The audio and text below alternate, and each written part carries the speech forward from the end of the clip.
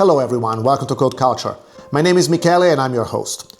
Today I'm going to give you 5 good reasons why I think that a wax cotton jacket, Barbour and Belstaff in particular, is probably the best investment that you can make in the $300 to $700 categories in terms of coats. I actually love wax cotton jacket. I have owned many over the past 35 years, and I've actually reviewed quite a few of them on this channel. Granted, wax cotton jackets are not for everybody. And as a matter of fact, I did in the past a video listing the 5 reasons why you should not consider buying a wax cotton jacket. But today I want to focus on the positive, on the 5 reasons why you should be considering the purchase of a wax cotton, in particular of a Barbour and Belstaff jackets.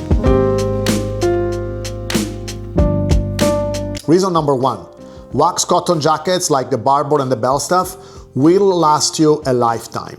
I have published a review on this channel of my 32-year-old Barbour Beaufort jacket that I still use regularly.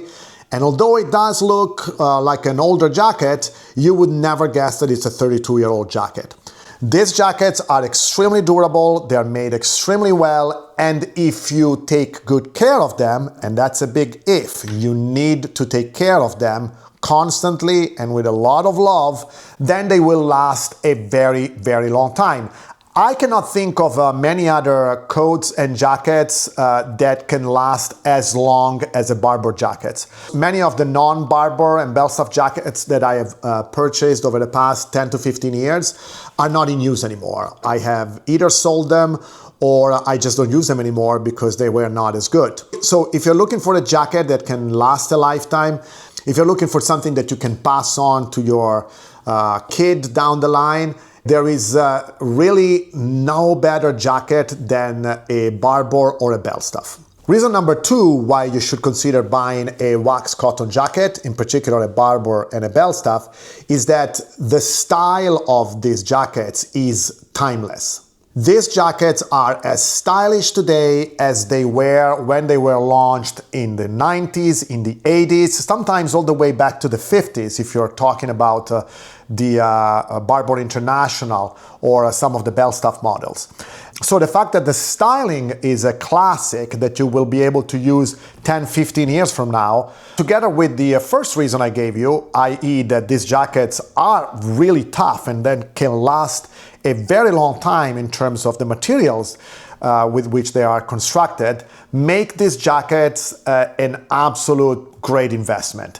Again, I cannot think of many other jackets made in the 50s or in the 60s or in the 80s or in the 90s that are still as stylish today as they were at the time that they were launched. Reason number 3 why you may want to consider buying a wax cotton jacket, and a Barbour or a Belstaff in particular, is because of their versatility. These jackets can be dressed up or down. You can wear them with a t-shirt, with a polo, with a shirt, with a sweater, or you can wear them with a suit, depending on the model. In particular, the Belstaff Trailmaster or the Barbour International and the Barbour Beaufort, or even the Ashby, although the Ashby is very tight, can be worn over a suit or a sport coat.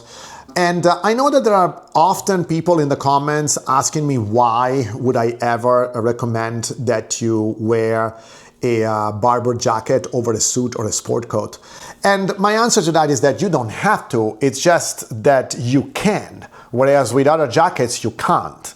For instance, I'll give you a very practical example. If I am wearing a suit and tie at work and I'm going to a movie theater with a few friends after work, and I'm on my Vespa, like it often happened for me in the past, I throw on a Barbour International or a Belstaff Trailmaster over that suit, and it looks great. Doing the same thing with a trench overcoat or with a long overcoat would be problematic with the Vespa, with the the long coat flapping everywhere. So again, in terms of versatility, the wax cotton jackets is one step above the others. Reason number 4 why I believe that buying a wax cotton jacket is a really good idea is that the cost per wear of this jacket is extremely low. These jackets are very expensive, in particular if you're buying a Barbour or a Belstaff jacket. However, if you look at these purchases in terms of cost per wear, that cost is very low. Now, what is cost per wear? I've actually done a video explaining in detail what cost per wear is, and you can find it clicking on the link on the screen right now. But in a nutshell, cost per wear is the cost of a jacket, or of anything really, divided by the number of times that you have used that item. So for instance, if I buy a jacket which costs only $50, but I wear it twice for a wedding and a funeral, the cost per wear of that jacket is $25 per wear. If I buy instead, like I did, a Barbour Beaufort, and I use it for 32 years, several times per year, like hundreds of times per year, then that cost per wear goes down to 18 cents per wear, like in the case of that jacket. So you can see that the price that you pay when you buy a jacket or a coat does not tell you the whole story about the cost, the real cost of that jacket. Because there are coats that I bought that looked like really good deals that I've actually not worn that much.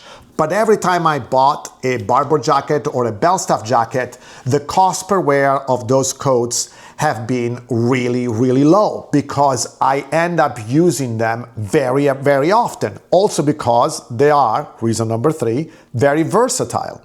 So again, if you're looking for a jacket that will give you the best bang for your buck over a long period of time, really you cannot beat a good wax cotton jacket.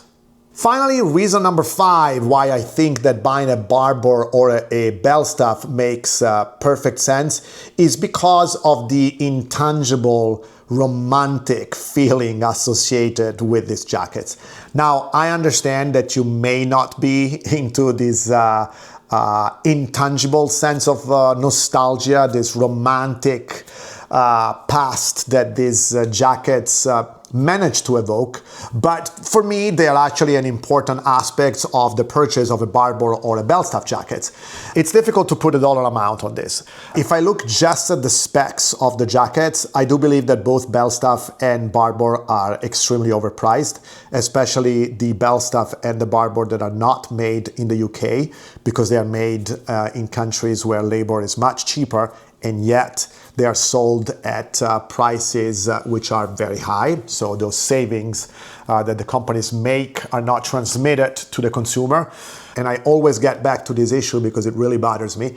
But there is a value that I put on the fact that these jackets have been in production since the 80s. Sometimes they are models dating back from the 50s.